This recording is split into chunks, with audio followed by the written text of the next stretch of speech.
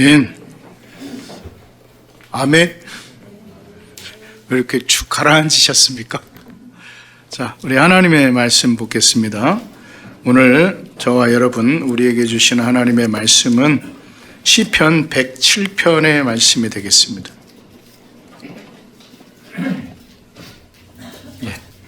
시편 107편 1절에서 9절의 말씀 교독하시겠습니다. 제가 가지고 있는 성경으로는 구약성경 882쪽입니다.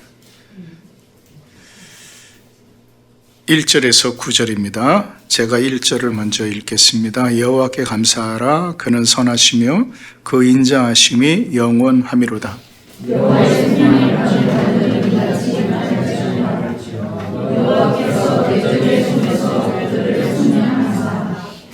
동서남북 각 지방에서부터 모으셨도다.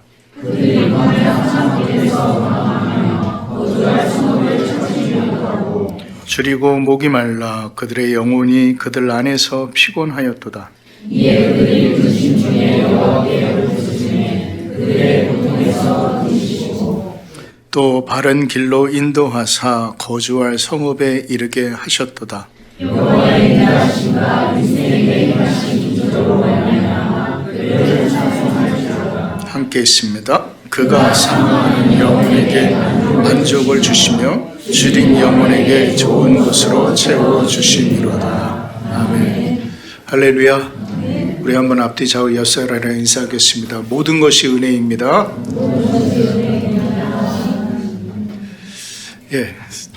이렇게 오늘 추수감사절의 예배를 하나님 앞에 이렇게 영광 돌리게 돼서 감사를 드립니다. 참 추수감사절의 예배를 드리면 이제 한 해가 거진 이제 지나갔다라는 생각이 들지요. 빨라도 너무 빠른 것 같습니다. 시간이 참 빠른 것 같아요. 하나님께서 인간에게 주신 절대 가치 중에 가장 핵심의 부분은 뭐냐면은 시간이라는 부분이에요. 제가 수요일날도 우리 성도님들과 그 말씀을 나눴는데 사람의 출발은 다 틀립니다. 그렇죠? 어떤 사람은 금수저로 태어나고 어떤 사람은 흙수저로 태어나고 우리 집은 베스킨 라빈스 수저로 태어났다라고 얘기를 하더라고요. 그만큼 없다라는 거죠. 그러면 딱 보세요. 불공평하지 않느냐라는 생각이 듭니다. 제가 한참 방황할 때 하나님 앞에 물었던 부분의 가장 큰 핵심의 부분은 하나님의 불공평함이었습니다. 누구는 부잣집 아들로 태어나고 자녀로 태어나서 참으로 모든 것들을 부귀영화를 다 누리고 누구는 정말 너무나도 찢어지게 가난한 집안의 자녀로 태어나서 하루하루를 살아가는 버거운 삶에 참으로 힘들어하는 인생을 살아가야 되는데 참으로 과연 하나님이 신이라는 존재가 살아계시면은 이렇게 불공평하게 행하실 수 있느냐라는 부분에 대해서 저는 참 많이 묻고 하나님 앞에 질문을 했었습니다. 사실 그것이 저에게도 굉장히 힘들었었어요. 구약의 하박국 선지자가 그 2장에서 하나님 앞에 질문을 하죠. 1장에서 질문을 합니다. 왜 하나님이 살아계시면 이 땅에 왜 이렇게 불의가 드러나고 왜 불의가 의를 지배하고 선한 사람들이 참으로 불의한 사람에게 오히려 고통을 당해야 됩니까? 라는 그런 질문을 하나님 앞에 던집니다. 그랬을 때 하나님께서 그들에게 그 하박국 선지자에게 말씀하셨던 것은 뭐냐면은 오직 의인은 뭐로 산다? 믿음으로 산다라는 것이에요. 하박국 2장 4절의 말씀이죠. 근데 여러분 믿음으로 산다라는 그 말씀의 부분이 이루어졌을 때 그게 쉽게 동의가 되어지십니까? 당장 지금 내 삶이 힘들고 고통스러운데 믿음으로 이겨내야 돼 하면 그것이 위로가 되시던가요? 아니에요. 천만의 말씀이에요. 절대로 아닙니다. 결국 우리의 믿음의 삶의 힘듦이 바로 거기에 있습니다. 그래서 그 믿음으로 살아가야 되는 그 하나님의 말씀을 뭐 해야 되냐면 깨닫는 것이 중요하다라는 거예요. 저는 사실 2024년도 지금 쭉 올해에서 뭐 각기 여러분들의 기도하고 묵상했던 부분이 있었겠지만은 저는 지난 한 해 동안에 제가 하나님과의 관계 속에서 끊임없이 찾고자 했었던 것은 뭐냐면은 에고의 문제예요. 제 자아의 문제예요. 나의 참 에고가 뭐냐라는 부분에 대해서 내 자아를 찾아 나감에 있어서 끊임없이 하나님께 묻고 했을 때 결국은 나의 참 에고, 나의 참 자아는 예수 그리스도라는 것을 하나님께서는 깨닫게 하셨어요. 그러면서 그 하나님께서 저에게 주신 말씀은 로마서 10장 10절의 말씀이에요. 마음으로 믿어 의에 이르고 입으로 시인하여 구원에 이르느니라 라는 말씀이에요. 여러분, 이 말씀은 외우시면 참 좋습니다. 근데 자, 마음으로 뭐예요? 마음으로 믿어라고 말씀하세요. 그럼 이 마음으로 믿는다라는 뜻이 무엇인가라는 거예요. 저와 여러분의 이 마음 속에서 이 믿는다라는 것이 무엇인가? 하박국 2장 4절에서는 의인은 믿음으로 말미암아 살리라 함과 같으니라라고 말씀하셨듯이 의인은 믿음으로 산다고 그랬는데 로마서 10장 10절의 말씀에 마음으로 믿어 의에 이르고라는 말씀이 딱 있단 말이에요. 그러면은 하박국 2장 4절의 말씀과 로마서 10장 20절의 말씀에 분명한 뭐가 연결된 부분이 있겠습니까? 없겠습니까? 있죠. 왜요? 믿음의 부분이 거기에 있으니까. 그럼 그 믿음의 부분이 뭐냐? 왜 마음으로 믿어라고 말씀을 하셨는가라는 거예요. 그럼 저와 여러분의 이 마음으로 믿는다라는 것이 무엇일까? 하나님께서 저에게 주신 것은 뭐냐면은 깨달음이었습니다. 그러니까 제 마음에서 온전한 깨달음이 이루어져야 되는 거예요. 그럼 저와 여러분 안에서 깨닫는다라는 것이 무엇인가? 그럼 무엇을 깨달아야 되는가? 우리가 절에서 스님처럼 뭐 색즉시공 공즉시생 아재아재 바라아재 있는 것이 없는 것이고 없는 것이 있는 것이니 가자 진리를 찾아가자 이런 건가? 해탈의 어떤 그런 건가? 무소유의 그런 건가? 아니라는 거예요. 그럼 뭘까라는 거예요. 뭘까? 여러분, 예수님께서 그리고 사도들이 말씀하셨던 것처럼 제가 여러분에게 항상 굉장히 강조하는 고린도전서 3장 16절의 말씀을 여러분 아실 겁니다. 그 말씀의 핵심은 뭐냐면 너희 안에 누가 거하시는 거야? 성령이 거하시는 거룩한 성전인 줄 왜 깨닫지 못하느냐라고 말씀하세요. 그러니까 저와 여러분 안에 누가 계신 거예요? 성령이 계시는 거죠. 우리가 오후에 지금 계속 성령론을 제가 강의를 하고 있지만은 우리 안에 있는 것을 고린도 교회 성도들은 뭐 하지 못했다라는 거예요? 깨닫지 못했다라는 거예요. 그리고 이 시대도 마찬가지예요. 우리 안에 이 본질의 부분이 무엇인가라는 것을 깨닫는 사람이 있고, 그렇죠? 깨닫지 못하는 사람이 있다라는 겁니다. 결국 그 깨달음을 통하여서 내가 누군가라는 것을 아는 것이고 그 깨달음을 통해서 내 삶의 본질이 무엇인가라는 것을 아는 것이요 내 삶의 본질이 무엇인가라는 것을 알았을 때 비로소 궁극적으로 우리의 삶의 부분이 무엇인가라는 것을 우리는 보게 되어지는 거예요. 그 차원에서 로마서 10장 10절의 말씀을 보니까 마음으로 믿어 의에 이르고라는 말씀의 그 믿어라는 것은 마음에서 뭐가 이루어져야 된다? 깨달음이 이루어져야 된다라는 거예요. 그러니까 이 마음에서 온전히 깨달음이 이루어졌을 때 비로소 저와 여러분의 삶의 부분이 뭐에 이르러요? 그렇죠. 의에 이르러요. 그러면 이제 하박국 2장 4절의 말씀이 풀어지죠.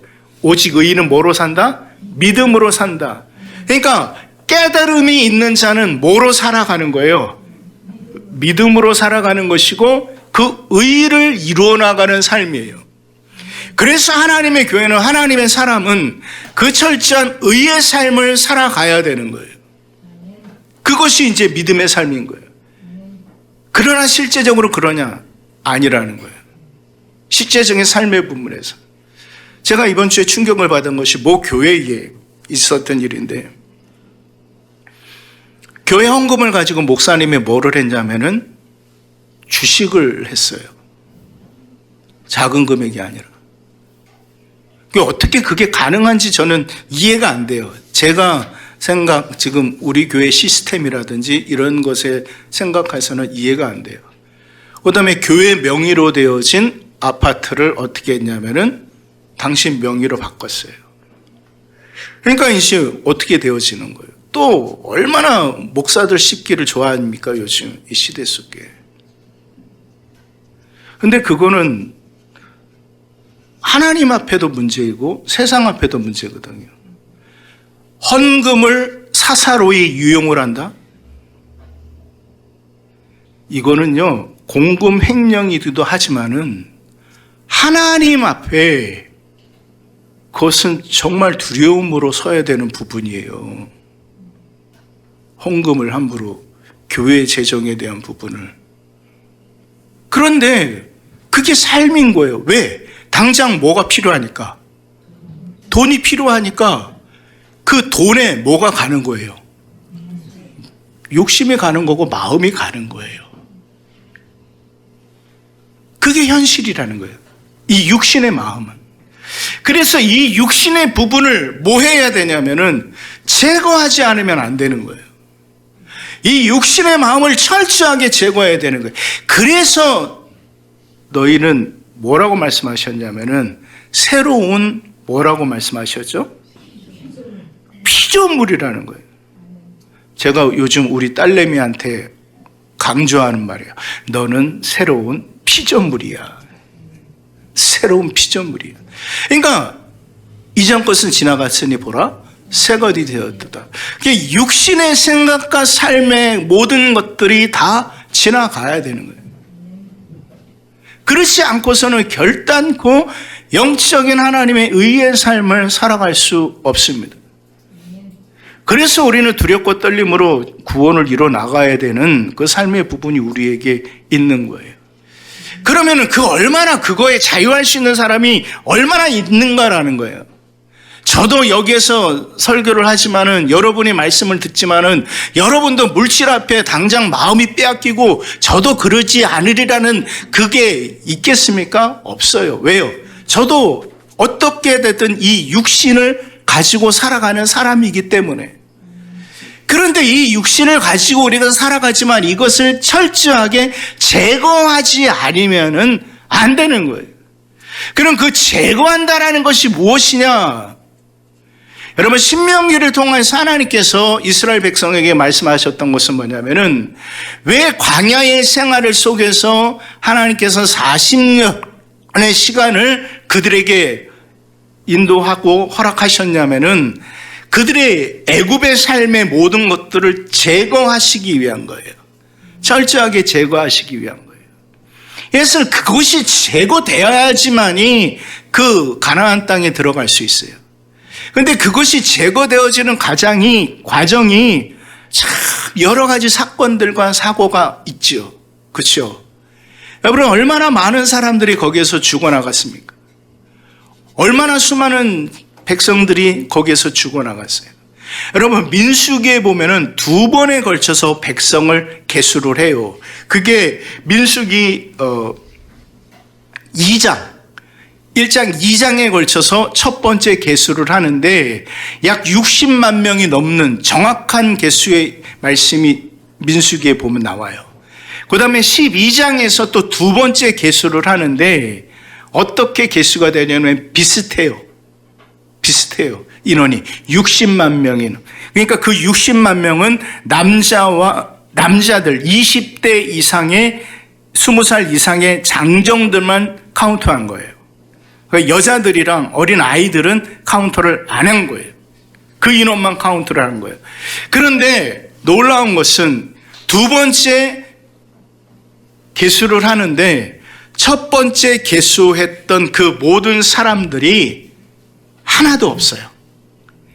60만 명이 넘는 모든 자들이 다 어떻게 했어요? 죽었어요. 광야에서 다 죽었어요. 광야에서 다 죽었어요. 그리고 새로운 사람들의 이름만이 기록이 되어졌어요. 여러분 어떻게 생각하십니까? 그러면서 하나님께서 가나안 땅에 이스라엘 백성을 들어가게 하시면서 그 모든 것들을 새롭게 하셨다라는 것을 말씀하셔요. 그러면 자 보세요. 오늘이 목사님이 추수감사절인데 왜 설교가 왜 이상하게 나가는 것 같다라는 생각을 하실 거예요. 그런데 제가 왜 이 말씀을 드리냐면은 이스라엘 백성의 모든 것들은 어디에서 조성이 되어졌냐면은 광야 40년의 시간을 통과해서 조성이 되어져요. 그러니까 그 광야의 40년의 시간의 의미가 무엇인가라는 것이 그들에게는 해석이 되어져야 되는 거예요. 매년마다 우리가 추수감사절에 예배를 드려요. 여러분 다 이제 추수감사절의 유래도 이제 다 아셔요. 그렇죠? 청교도들이 메이플라워 홀을 타고 와서 거기에서 도착해갖고 하나님 앞에 예배드리고 1년에 수고한 모든 것들을 하나님 앞에 예배드렸다. 이런 것들을 워낙 많이 아셨으니까 들으셨으니까 아실 거예요. 그런데 정말 그런 것이 중요한 것이 아니라 도대체 그러면은 그 감사라는 의미가 뭐냐라는 거예요. 감사절의 의미가 뭐냐. 뭐 성경에 말씀하셨듯이 뭐 초막절을 지키고 이러한 개념의 부분이 저는 중요한 것이 아니라 그럼 내 안에 우리 한 사람 안에 그럼 도대체 그 감사라는 것이 무엇인가라는 것을 알고 우리가 추수감사절에 예배를 드리냐라는 거예요. 여러분에게서 감사는 무엇입니까? 그러면서 제가 묵상하면서 말씀을 보면서 깨달은 것이 뭐냐. 왜 하나님께서 이스라엘 백성에게 광야의 40년의 시간을 하나님께서 살게 하셨는가. 그리고 그들에게 깨닫게 하시길 원하신 것이 무엇이었는가. 여러분 오늘 좀 본문으로 돌아갑니다. 자, 1절 말씀 함께 읽습니다. 시작.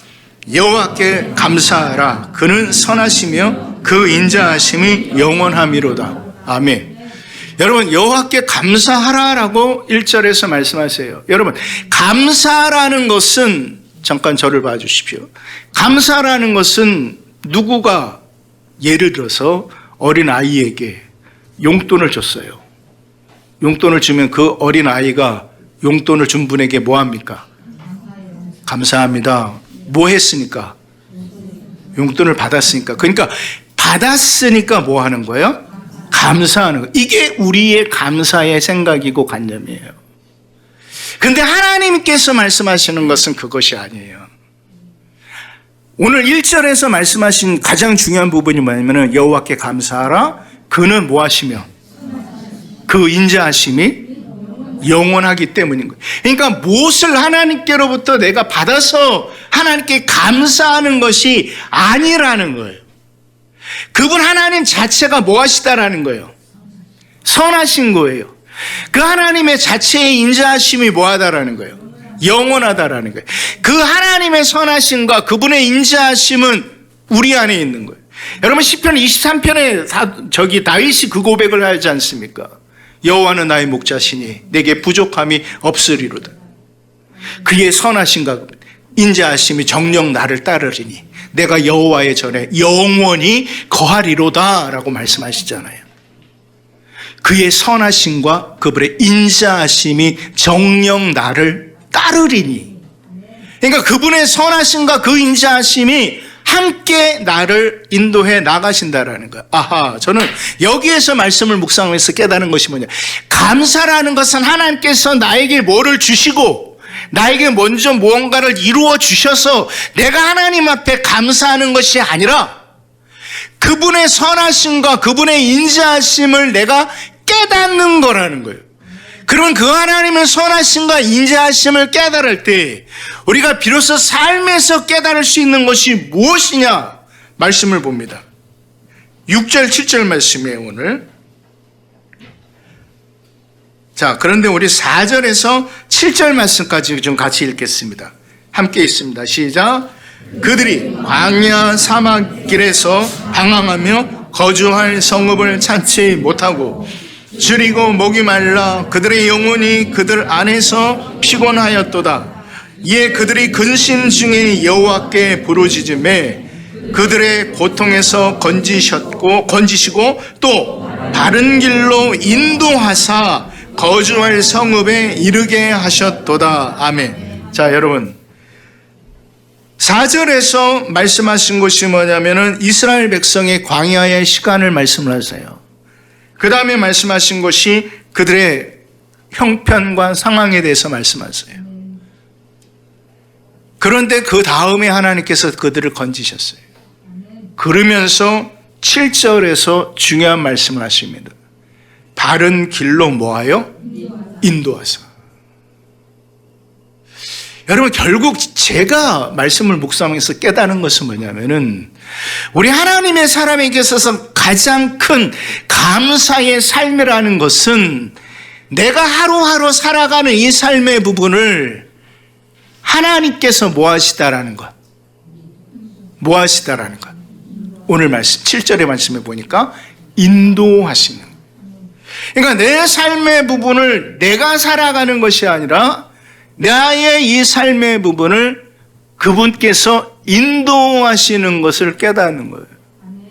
제가 생각하고 제가 깨달았던 것은 뭐냐면은 바로 그거였어요.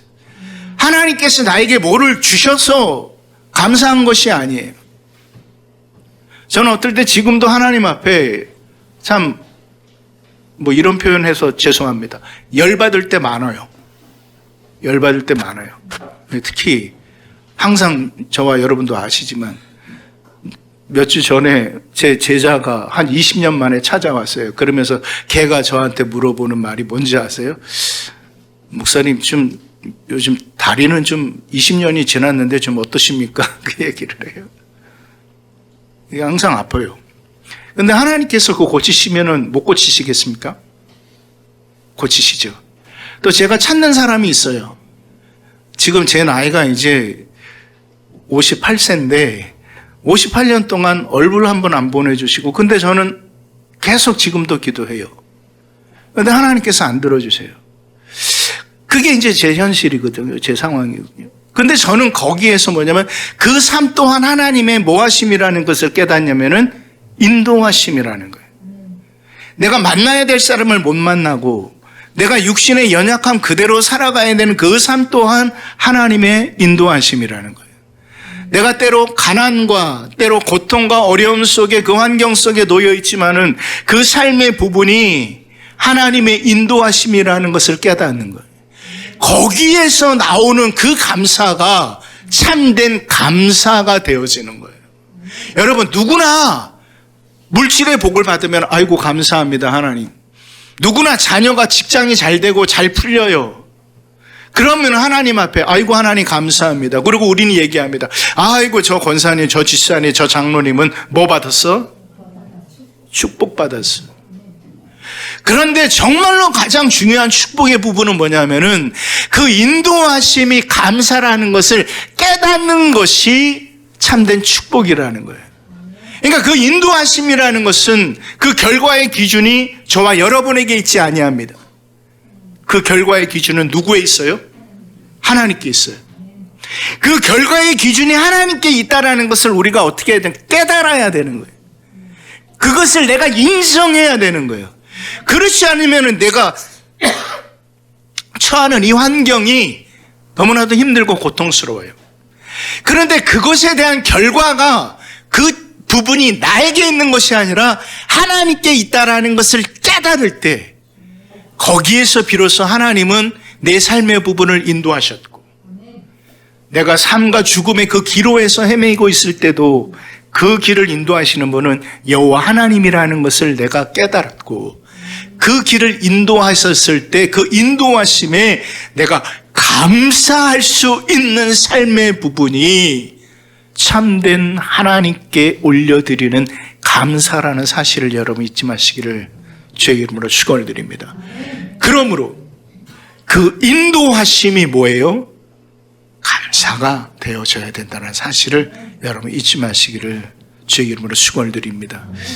여러분, 오늘 시편 기자는 바로 그 말씀을 하고 계십니다. 바로 그 인도하심의 의미를 깨닫고 있어요.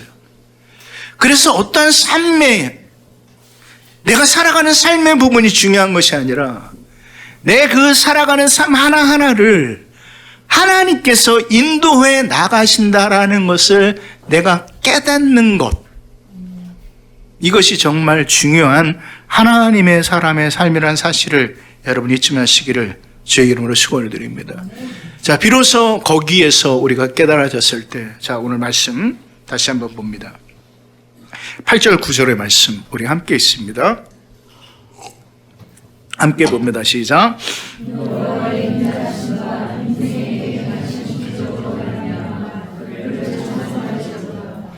그가 사모하는 영혼에게 만족을 주시며 줄인 영혼에게 좋은 것으로 채워 주심이로다. 아멘. 자, 여러분, 비로소 하나님의 8절의 말씀에 여호와의 인자하심과 인생에게 행하신 기적으로 말미암아, 자, 여기에서 말씀하고 있는 것을 7절에서 8절의 요 사이에서 말씀하시는 것을 잘 깨달아야 되는 거예요. 7절에서 말씀하셨던 것은 뭐 하심이었어요? 인도하심이었어요. 근데 이 8절의 말씀에 보시니까 여호와의 인자하심과 인생에게 뭐 하신, 행하신 뭐예요? 기적. 자, 우리가 생각하는 기적의 개념이 아닌 거예요. 우리 삶에 있어서, 저와 여러분의 삶에 있어서 그 하나님의 참된 기적은 그 하나님의 인자하심이 나를 다스리는 것이요, 그 하나님께서 저와 여러분을 인도하시는 그 자체가 저와 여러분의 삶에 있어서 뭐라는 거예요? 기적의 삶이라는 것을 깨달아야 된다라는 거예요. 여러분, 우리는 자꾸만 뭔가 이루어진 것만 봐요. 아니에요. 그리고 그 이루어진 것에 대해서만 감사해 나가려고 해요. 아니에요. 여러분, 모든 것 하나하나가 정말 하나님의 인도하심이었다라는 것을 깨닫는 것. 여러분, 창세기에 보면 요셉이라는 사람이 나오죠. 그 사람 형제들한테 죽임을 당하려고 버림을 받았고 얼마나 고통 속에 그가 살았습니까? 감옥에 살고, 또 거기에 보디발의 아내한테 그냥 또 오해를 받아서 참으로 감옥에 들어가고, 그 감옥에서 좀 풀리나 보던데 또 안 풀리고 결국 그렇게 됐어요. 근데 그 모든 원인이 누구에게 있었어요? 누가 그들을 그렇게 만들었어요? 형제들이 그렇단 말이에요. 형제들이 그랬는데, 그 형제들이 이제 그 아버지 야곱이 죽으니까 이 요셉이 자기네들을 해하려 할까 두려워하는데 요셉이 뭐라고 말합니까? 창세기 50장 30절의 말씀에 보면은 당신들은 나를 해하려고 그랬지만은 아니다. 그 요셉이 고백하고 있는 것은, 내가 그 모든 것들을 겪게 된 것은 뭐냐면은 뭐를 구하기 위하여서냐면은 생명을 구하기 위하여서. 여러분, 성경을 한번 좀 찾아볼까요? 우리가 50장 말씀 맞고 그 전에 했던 45장에 준 말씀을 좀 봤으면 좋겠습니다. 창세기 맨 앞에예요.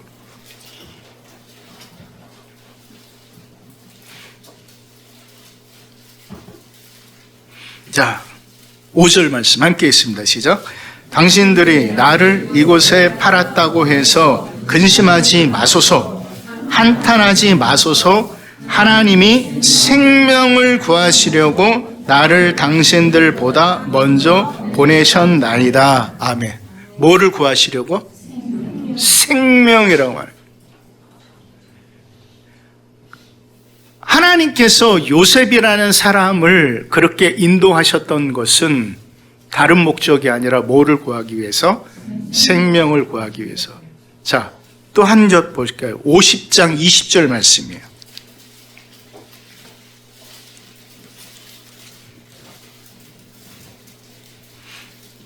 자, 50장 20절 말씀 함께 있습니다. 시작.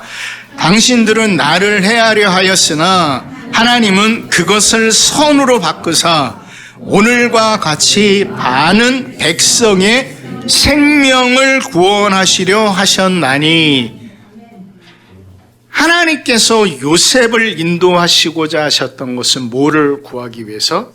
생명이라는 거예요. 45장에서도 50장에서도 요셉이 깨달았던 것은 뭐냐면은, 내가 그렇게 굴곡진 고통과 어려움 속에 살아올 수밖에 없었던 것은 뭐냐면은 하나님의 인도하심이었지만 그 인도하심의 궁극적인 하나님의 뜻은 무엇을 구하기 위함이다? 생명을 구하기 위함이다. 생명을 구하기 위함이다. 자, 그렇습니다. 말씀을 정리하도록 하겠습니다.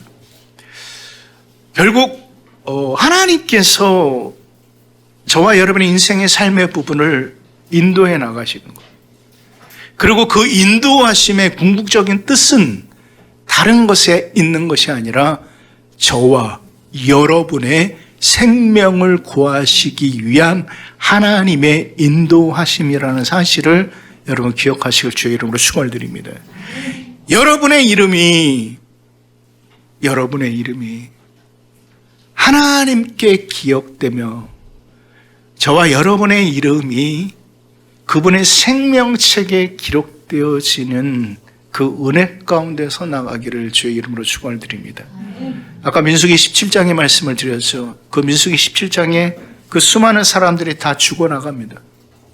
그런데 그 수많은 사람들의 그 이름 중에 출애굽을 했던 사람, 그때 두 사람의 이름만 거기에 기록이 되어져요. 누구와 누구죠? 여호수아와 갈렙.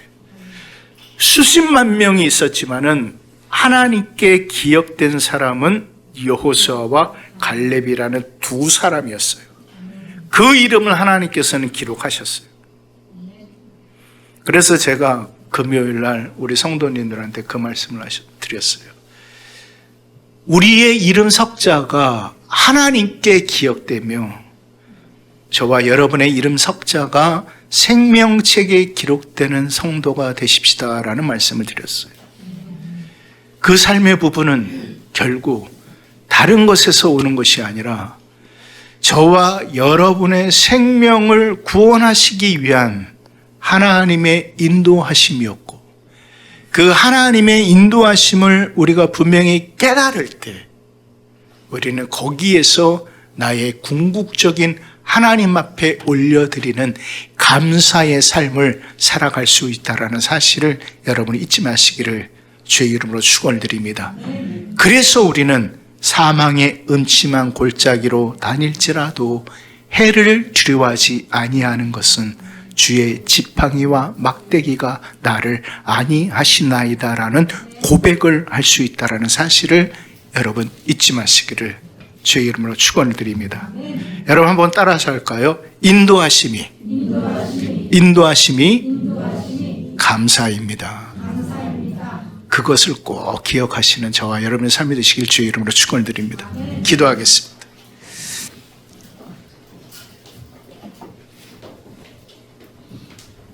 이 시간에 말씀을 묵상하면서 우리 좀 한 목소리로 기도했으면 좋겠습니다. 그렇습니다. 인도하심이 감사함입니다. 그래서 우리는 그 인도하심을 깨닫는 삶의 부분이 중요하다는 사실을 여러분 잊지 마시길 부탁을 드리겠습니다. 아무리 힘들고 아무리 어렵고 고통스럽다 할지라도 저와 여러분의 삶을 그분 하나님께서는 지금도 인도해 나가신다는 사실을 우리가 꼭 기억되기를 원합니다.